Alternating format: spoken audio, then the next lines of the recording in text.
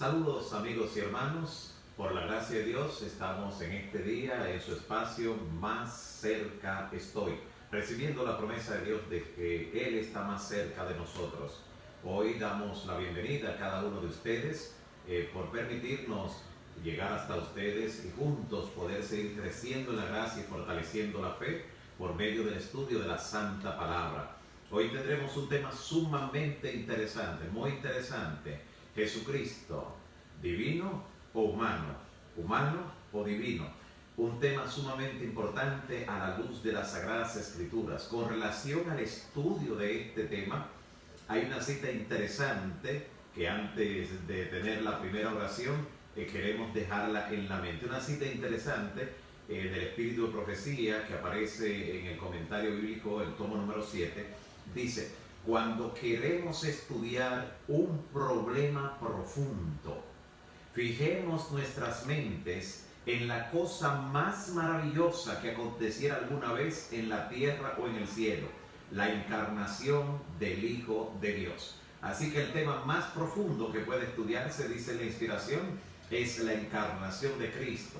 El tema más profundo de todo lo que haya ocurrido en el cielo o en la tierra. No tiene comparación. Y por eso le animamos a estar allí, a invitar a otros también a entrar a nuestro estudio en esta hora, compartir con aquellos que queremos que reciban esta luz especial. De hecho, es un tema controversial en gran parte de la cristiandad, en la naturaleza de Cristo, y realmente si es divino, si es humano, si es una criatura, si finalmente Él es el mismo creador. ¿Qué cosa es lo que nos dice la Biblia? ¿Hacia dónde se inclina la evidencia bíblica? ¿Cuáles textos están sobremanera clara? Todo eso lo vamos a ver en el estudio de este día, en el tema Cristo, divino o humano, humano o divino. Eso lo veremos a la luz de la Santa Palabra de Dios. En este momento quiero invitarles a que adoptemos una posición de oración, una posición de reverencia, inclinando nuestros rostros, cerrando nuestros ojos y concentrándonos en el clamor a Dios para esta hora. Dios y Padre que estás en los cielos, bendito y alabado sea tu nombre para siempre. Gracias te damos, Señor, por el privilegio que tenemos de interceder en favor de nuestros hermanos y amigos que están en situaciones especiales, condiciones de extrema necesidad, condiciones delicadas de salud, y en cada uno de esos casos rogamos, Señor, que tú puedas intervenir en esta hora, que tú puedas visitarle, que tú puedas darle ese discernimiento espiritual a quienes serán objeto de tu misericordia, para que puedan percibir el toque, lo puedan sentir en esta hora, puedan sentir la visita de ese ser celestial que tú has encomendado para que le lleve aliento, seguridad y esperanza, y para que le comunique de parte del cielo que tú estás dispuesto a obrar para sanidad, porque la oración de fe salvará al enfermo. Te ruego, Señor, que nos guíes, nos dirijas en el estudio de tu palabra, en este importantísimo tema que, como has revelado, es el tema más profundo que puede estudiarse de todo lo que ha ocurrido en el cielo y en la tierra. ¿Quién era Cristo? Su encarnación. ¿Y quién realmente es Él hoy en día? Gracias, Señor, porque nos dan la oportunidad de conducirnos al estudio de esta palabra tan importante. Guíanos con tu Santo Espíritu, y gracias por contestar las oraciones, y porque en este preciso instante tantas personas están sintiendo que tú has llegado para orar en su vida. En el nombre de Jesús, amén, amén. Gracias, amigos y hermanos, por estar allí. De inmediato vamos a estudiar este importantísimo tema, como hemos descrito y ya anunciado también: Cristo, divino o humano. Este tema, del cual nos dice la inspiración que es el tema más profundo que puedan estudiar los mortales en su paso por este mundo, de él ocurre que en la Biblia aparecen ciertas declaraciones que parecieran indicar que Cristo era simplemente humano. Otros parecieran indicar algo más, otros tanto pudieran dejarnos perplejos por la declaración. Y algunos textos incluso pudieran darnos la impresión como que en algún momento el Señor Jesús comenzó su existencia. Pero ¿qué es lo que encontramos realmente en la Biblia? Vayamos a las Escrituras. Este primer pasaje que vamos a leer en Lucas capítulo 2, versículo 52. Evangelio de Lucas capítulo 2, versículo 52, dice: y Jesús crecía en sabiduría y en estatura y en gracia para con Dios y para con los hombres. Note esta declaración, está hablando acerca de cómo puede crecer cualquier ser humano, desarrollarse a partir de la niñez, en la adolescencia. Jesús crecía en sabiduría y también en estatura y en gracia para con Dios y para con los hombres. ¿Y qué nos dice Juan capítulo 5, versículo 30 en ese mismo sentido?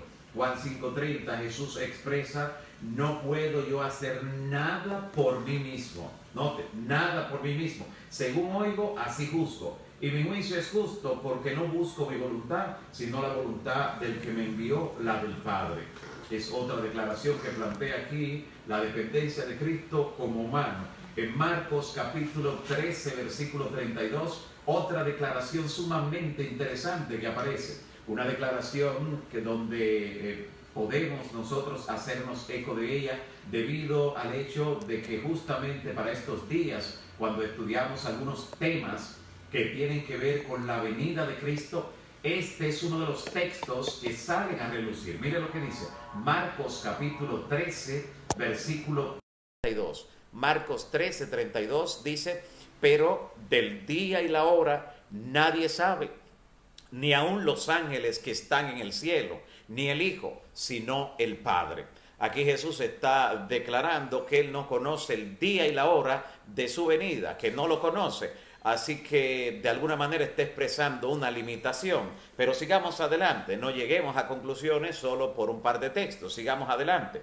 Mira lo que dice la palabra en 1 Timoteo capítulo 2, versículos 5 al 7. 1 Timoteo capítulo 2, versículos 5 al 7 dice: porque hay un solo Dios y un solo mediador entre Dios y los hombres, Jesucristo hombre, el cual se dio a sí mismo en rescate por todos, de lo cual se dio testimonio a su debido tiempo. Para esto yo fui, dice Pablo, constituido como predicador y apóstol. Digo verdad en Cristo, no miento, y maestro de los gentiles en fe y en verdad. Este texto es sumamente interesante. No solo presenta a Cristo en su parte humana, sino que el hecho de que declare eso, Jesucristo hombre, está hablando de una dimensión que está dejando también de resaltar. Por eso no dice simplemente Jesucristo, sino Jesucristo hombre. Ya sabemos que hubo un momento en que se encarnó, lo cual nos está hablando de una preexistencia, pero ¿desde cuándo realmente? ¿Qué es y quién es Cristo?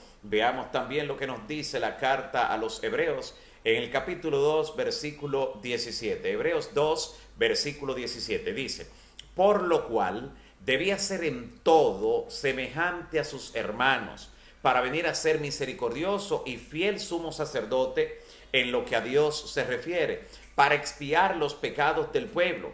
Pues en cuanto él mismo padeció siendo tentado, es poderoso para socorrer a los que son tentados. Así que él fue semejante a nosotros en todo, según nuestra semejanza, pero no cometió pecado.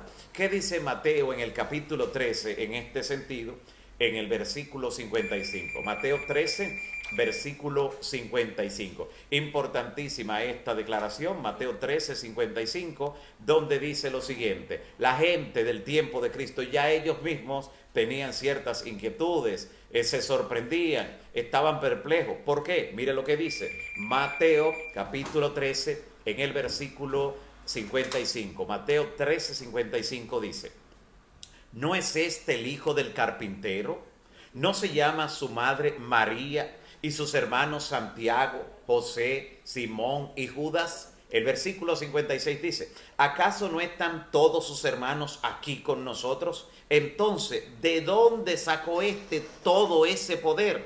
Este versículo sirve de enlace entre una dimensión de Cristo y la otra, porque ellos se están reconociendo, es parte de una familia humana que está aquí entre nosotros.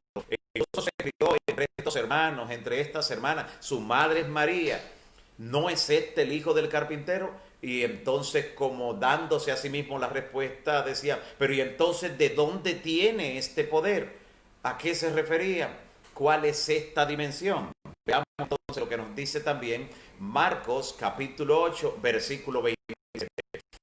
Y los hombres se maravillaban ¿Quién es este? Note por estos dos últimos textos que hemos leído, note que la gente ya del tiempo de Cristo, hace 2000 años atrás, ya ellos estaban inquietos por realmente saber acerca de la naturaleza de Cristo, por saber sobre Él, por saber quién era realmente. Era divino, era humano, era más que hombre, pero no era humano. ¿Qué cosa era realmente? Y por eso en esta expresión, Mateo capítulo 8, versículo 27 dice, y los hombres se maravillaban diciendo, ¿quién es este? ¿Quién es este que aún los vientos y el mar le obedecen? Noten cómo los fenómenos de la naturaleza respondían ante la orden de Cristo. La creación toda respondía a Él. ¿Quién es que aún los vientos y el mar le obedecen? En Marcos capítulo 1, versículo 27, también habla acerca del asombro, de la sorpresa que no salían los hombres del tiempo de Cristo con relación a Él. Dice allí, y todos se asombraban, no unos cuantos, todos se asombraron, de tal manera que discutían entre sí diciendo, ¿qué es esto? ¿Qué nueva doctrina es esta? Que con autoridad manda aún a los espíritus inmundos y le obedecen. En Juan capítulo 7, versículo 45, Juan 7, versículo 45, dice lo siguiente. Aquí dice que los alguaciles, aquellos que habían sido enviados por los líderes del pueblo judío, los príncipes, los sacerdotes, los fariseos y saduceos, habían enviado a los alguaciles con orden de traer a Cristo hecho prisionero. Sin embargo, miren el testimonio que esos alguaciles, cuando llegaron, se encontraron un cuadro distinto al que le habían descrito. No encontraron hablando a un impostor, a nadie que estuviera haciendo una obra de la que no tuviera seguridad, a un simple ser humano. Mire lo que dice Juan 7:45. Los alguaciles vinieron a los principales sacerdotes y a los fariseos, y estos le dijeron, ¿por qué no le habéis traído? ¿Qué pasó? Y entonces los alguaciles respondieron, jamás, jamás hombre alguno ha hablado como este hombre. Jamás hombre alguno ha hablado como este hombre. O sea, ellos mismos fueron impactados, fueron realmente maravillados al escuchar a Cristo. En Juan capítulo 10, versículo 30 y hasta el 33 aparece la idea completa. Juan capítulo 10, versículo 30, Jesús dice, yo y el Padre uno somos. Aquí de repente ahora Jesús por sí mismo acaba de hacer una declaración que le sitúa más allá de un simple ser humano, que le sitúa más allá de una criatura, de un ángel. Está diciendo Jesús, el Padre y yo somos uno. Somos uno. Interesante. Pero entonces en Juan capítulo 8, versículo 58, refiriéndose a Abraham, que los judíos lo reclamaban como padre de ellos, de su nación, Jesús dice lo siguiente, Juan 8, 58, dice, Jesús le contestó, les aseguro que yo existo desde antes que existiera Abraham. Yo existo, dice Cristo en Juan 8:58, desde antes que existiera Abraham. Esto los impactó. Escuchar que una persona que delante de ellos estaba como hombre, ahora acaba de decir que existe antes que Abraham incluso. ¿Qué decir con relación a esto? Mire lo que la Biblia presenta como respuesta ante las inquietudes que pueden salir al estudiar este tema y ver textos como estos. Mire qué dice la Biblia. Primera Timoteo, capítulo 3, versículo 16. Primera Timoteo, capítulo 3, verso 16. Hablando el apóstol Pablo, dice, indiscutiblemente, grande es el misterio de la piedad. Grande, no es tan sencillo de velarlo. Grande es el misterio de la piedad. Y de ese misterio él dice, Dios fue manifestado en carne. ¿Quién fue manifestado en carne? Dice Pablo. Dios. ¿Cuándo? Cuando nos visitó como Emmanuel, que traducido es Dios con nosotros. Dios fue manifestado en carne, justificado en el Espíritu, visto por los ángeles, predicado a los gentiles, creído al mundo y finalmente recibido allá en gloria. ¿Quién? Dios, el que se manifestó en carne. Una cita impactante Primera Timoteo capítulo 3 versículo 16. Así que cuando nosotros contemplamos la encarnación de Cristo en la humanidad, nos enfrentamos sí a un misterio grande, insondable. La mente humana no llegará a comprender plenamente, pero la Biblia nos dice quién era Él.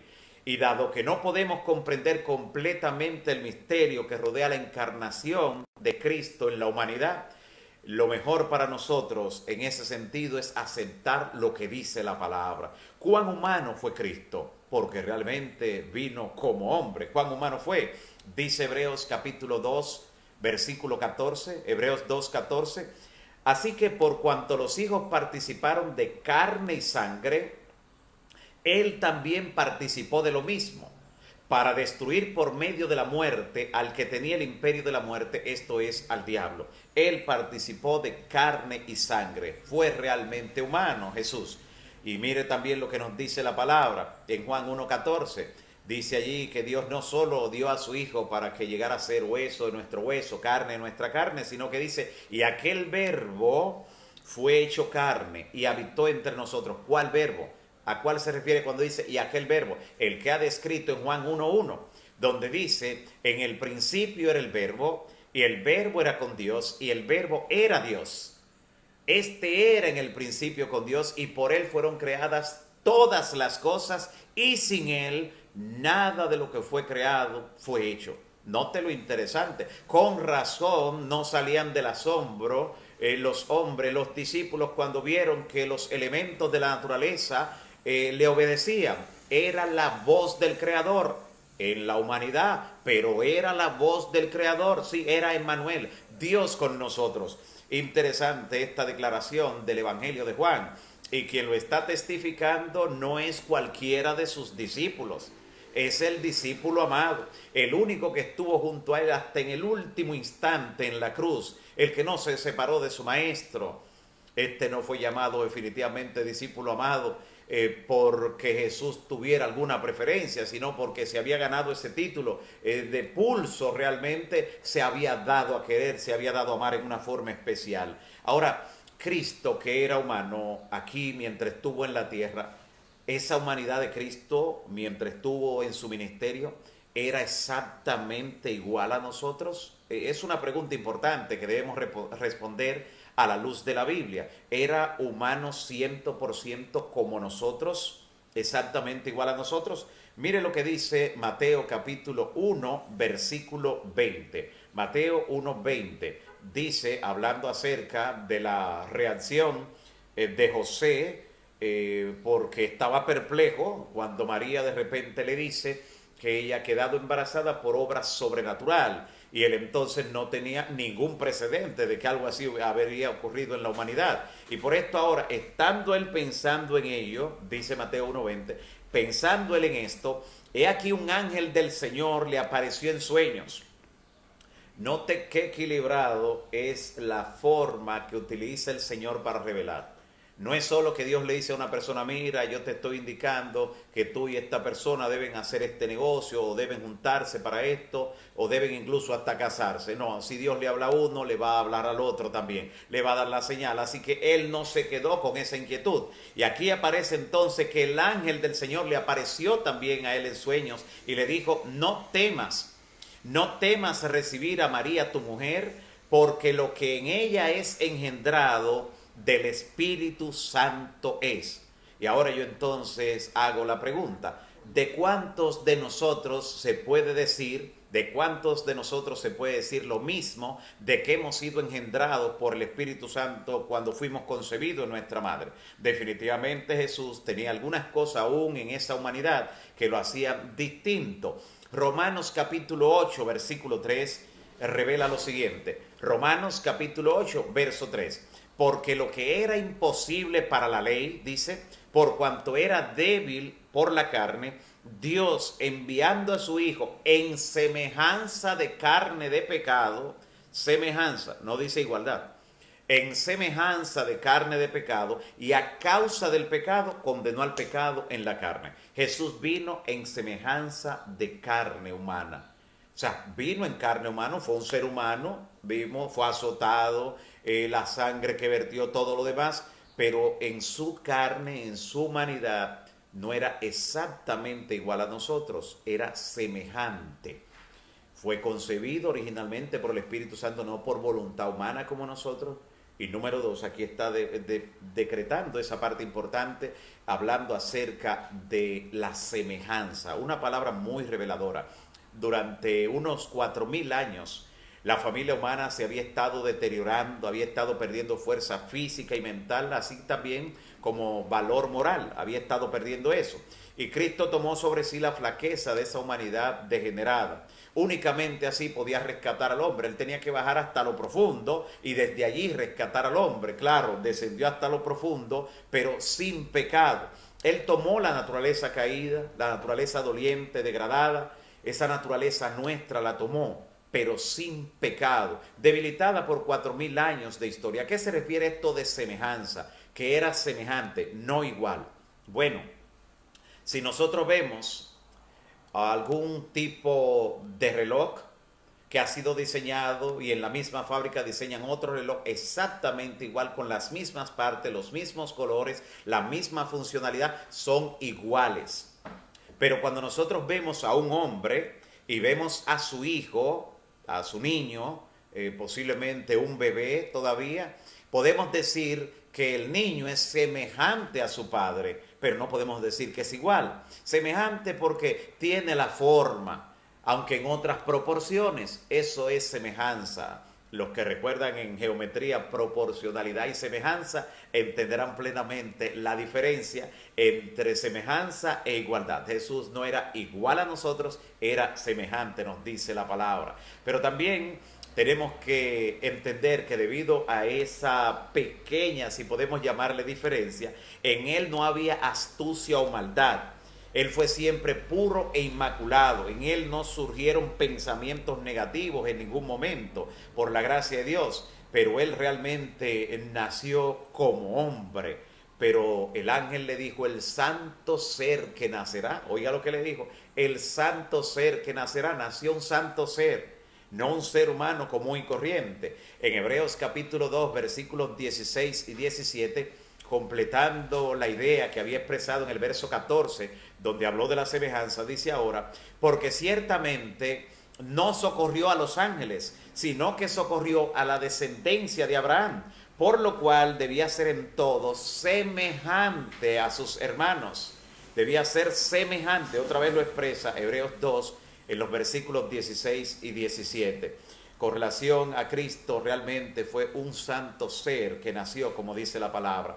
En esto entonces, la prueba que Cristo enfrentó, en un sentido, no fue menor como alguien puede pensar, porque el hecho de que haya nacido como un santo ser, inmaculado, inocente para el pecado, esto no le daba alguna ventaja sobre nosotros.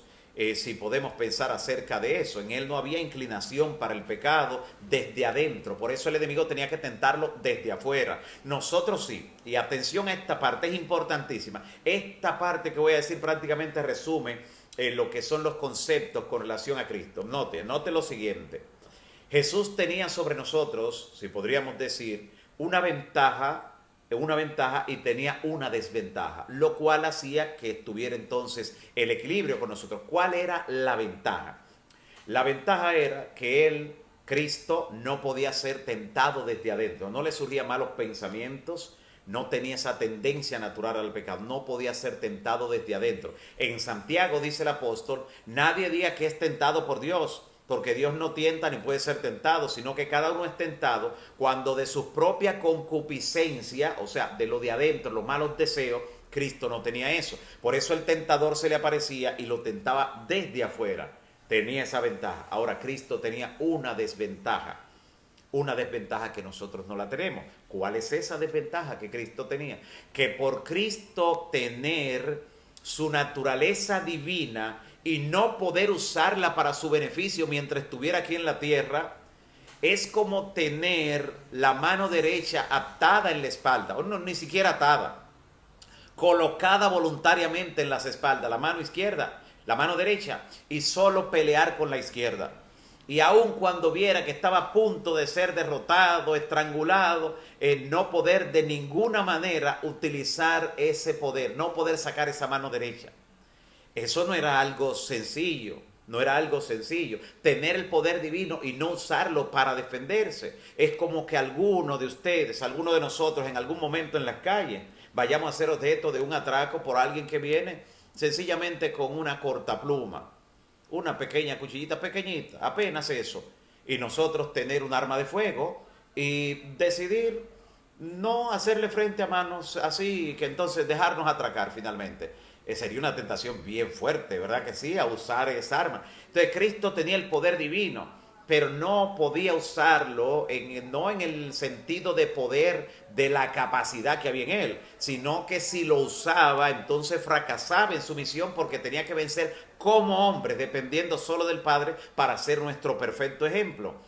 Así que Cristo tenía esa desventaja, y note hasta dónde le llevaba esa desventaja, que fue la que capitalizó, la que trató de aprovechar el tentador en el desierto, cuando le dijo, después de tener 40 días y 40 noches ayunando, se le apareció el tentador con una piedra que tenía la forma de una hogaza de pan, y posiblemente se apareció con algún pan caliente que despidiera ese olor para provocar cada célula del cuerpo de Cristo, y entonces le dijo, si eres hijo de Dios, di que esas piedras se conviertan en pan. ¿Tenía Cristo el poder de convertir la piedra en pan? Sí. Por eso era una tentación, porque tenía el poder, pero no podía usarlo para su beneficio. Ahora, amigo y hermano, ¿cuándo el tentador se te va a aparecer a ti a provocarte de que conviertas una piedra en pan? A provocarte a que conviertas una silla en un carro último modelo. No te va a tentar a ello. ¿Por qué? Porque tú no tienes ese poder. Así que Jesús no tenía ventaja sobre nosotros, porque aunque tenía una tentación menos que nosotros, tenía una adicional que nosotros. Y ahí entonces se emparejaba lo que realmente es esta dicotomía aparente. Interesante. Miren lo que ocurre en este sentido, en el sentido espiritual. Jesús dice Romanos capítulo 5, versículo 18, por la transgresión de uno vino la condenación a todos los hombres. Eso fue lo que heredamos del pecado, la condenación a todos, porque la fuente de la humanidad fue contaminada en su mismo origen. La fuente, si usted envenena la fuente, toda el agua que sale allí sale envenenada. La fuente de la humanidad fueron nuestros primeros padres. Ellos fueron contaminados por el pecado, por la desobediencia, y todos entonces nacemos con la tendencia al mal y nacemos también con una condena de muerte. Salmo 51:5 dice, he aquí en maldad he sido formado y en pecado me concibió mi madre. Esto no podía decirse de Cristo, para seguir notando lo que son algunas diferencias de manera interesante. Juan 3:18 por eso dice, el que en él cree no es condenado, pero el que no cree ya ha sido condenado. O sea, una persona no tiene ni siquiera que decidir vivir en una vida de pecado. Si no elige creer en Cristo, automáticamente ya está en condenación, porque la condenación ya pesa sobre la humanidad. Y por eso Cristo vino a abrir un camino nuevo y vivo para honra y gloria del Señor. Jesús, entre las expresiones interesantes que destacó en la palabra, está por ejemplo esta que aparece en Juan capítulo 17, versículo 5, donde el Señor Jesús destaca la grandeza no solo de su poder, sino de su preexistencia eterna como divino. Mire ahora esta parte que describe la Escritura. Juan 17:5. Jesús dice, ahora pues, Padre, glorifícame a tu lado con aquella gloria que tuve junto a ti antes que el mundo fuera. Cristo, Jesús, el Hijo, compartía la gloria con el Padre desde antes de la fundación del mundo.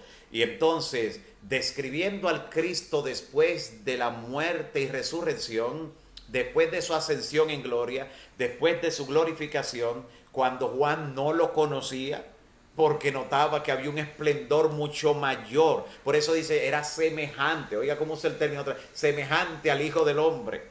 Juan, el discípulo amado, el que estuvo con él todo el tiempo. Ahora cuando lo ve en la isla de Patmos, lo ve alrededor de unos 60 años después de la ascensión de Cristo, queda sorprendido y describe a Cristo con las siguientes características que están en Apocalipsis, capítulo 1, versículo 14. Dice, ahora pues, Mire lo que describe con relación a Cristo. Dice, su cabeza, sus cabellos eran blancos como blanca lana y como la nieve, sus ojos como llama de fuego, sus pies semejante al bronce bruñido, refulgente como un horno, y su voz como el estruendo de muchas aguas. Lo que está describiendo en este texto Juan, en Apocalipsis 1:14, es la misma descripción que el profeta Daniel da incluso del Padre, en Daniel capítulo 7, versículo 9, donde él ve que se colocan tronos y ve el anciano de días que viene. Y cuando él lo describe al Padre, lo describe también con el cabello blanco como la nieve, sus ojos como llamas de fuego, su voz como estruendo de muchas aguas, y tenía en su diestra, dice, 7 estrellas, y de su boca salió una espada aguda de 2 filos, hablando del poder de su palabra, pero su rostro era como el sol cuando resplandece en su fuerza. Y dice Juan, cuando le vi, caí como muerto a sus pies. Claro, porque estaba en presencia del Cristo glorificado, el Cristo divino. Interesante también lo que plantea el apóstol Pablo en Filipenses. Si alguno estaba preguntando si habrá un pasaje que plantee tanto la humanidad como la divinidad de Cristo, mire lo que aparece aquí en este pasaje, Filipenses capítulo 2, versículos 5 al 7, dice: haya pues en vosotros el mismo sentir que hubo también en Cristo Jesús, el cual, siendo en forma de Dios, oiga lo que era Cristo, en forma de Dios, era Dios, no estimó el ser igual a Dios, o sea, no dijo, no, como yo soy igual a Dios, yo no voy para ese mundo a morir, a recibir que me maltraten, que me golpeen, que me escupan el rostro, que me abofeten, esa humillación. Jesús no tomó el ser igual a Dios como cosa a que aferrarse. No tomó eso como cosa a que aferrarse, sino que se despojó a sí mismo. Dejó su gloria, dejó el cetro, dejó el trono, dejó la adoración de los ángeles en la corte celestial, se despojó a sí mismo. Y tomando la forma de siervo, se hizo semejante a los hombres. Note que con relación a los hombres dice que era semejante, y con relación a Dios dice que era igual. Interesante este pasaje, terminal para cualquier tipo de debate con relación a la personalidad de Cristo. Aquí está planteando con relación al hombre era semejante, con relación a Dios igual. Esto está en Filipenses capítulo 2, versículos 5 al 7. En Isaías capítulo 9, versículo 6, cuando se anunció que vendría el Hijo de Dios a nacer a este mundo, mire cómo lo presenta. Una cita inconfundible. Isaías capítulo 9, versículo 6 dice: porque un niño nos es nacido, hijo nos es dado, el principado sobre su hombro, y se llamará su nombre admirable, consejero, Dios fuerte, Dios fuerte, Dios fuerte, Padre eterno, príncipe de paz. En este pasaje no solo le llama al Hijo Dios fuerte, sino también Padre eterno, indicando que en lo que tiene que ver con Cristo y el Padre, la interposición de nombres simplemente habla de la funcionalidad en algún momento con relación al plan de salvación. Aunque son dos personas distintas, el Padre y el Hijo, pero nos está hablando de la divinidad de ambos. Así que aquí está describiendo. En Juan capítulo 1, versículo 3, dice: todas las cosas por Él fueron hechas. Todas. Y sin Él, nada de lo que ha sido hecho fue hecho. Nada de lo que ha sido hecho fue hecho. Él es el creador, bendito por los siglos. En Colosenses capítulo 1, versículos 16 y 17, el apóstol Pablo dice lo siguiente: porque en Él, en Cristo, fueron creadas todas las cosas, las que están en los cielos, las que están en la tierra, sean visibles o invisibles, sean tronos, dominios, principados, potestades, todo fue creado por medio de Él y para Él. Por Él y para Él. Y Él es antes de todas las cosas, y todas las cosas en Él subsisten. Es Dios, bendito por los siglos.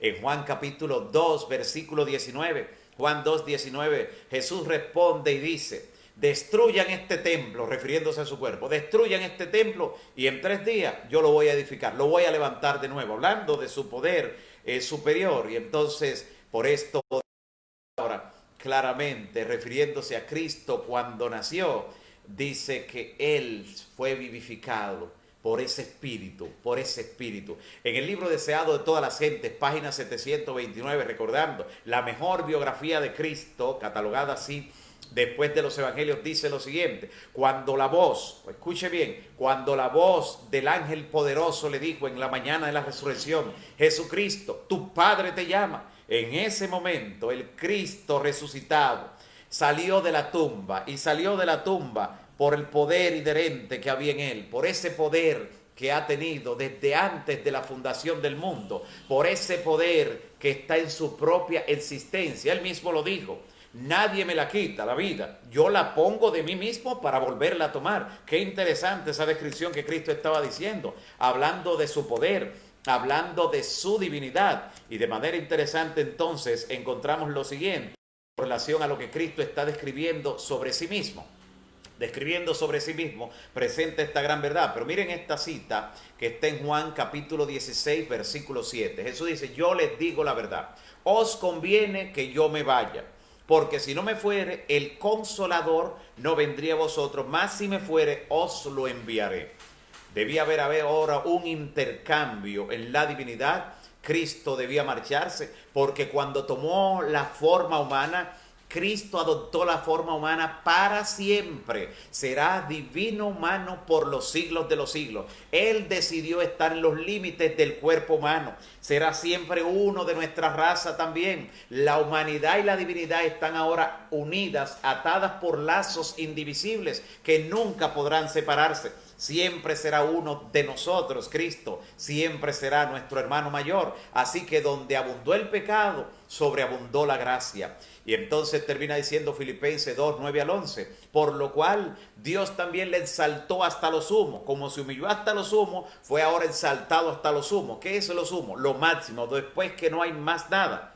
Y se le ha dado un nombre que es sobre todo nombre, para que en el nombre de Jesucristo se doble toda rodilla de lo que están en la tierra, en el cielo y debajo de la tierra.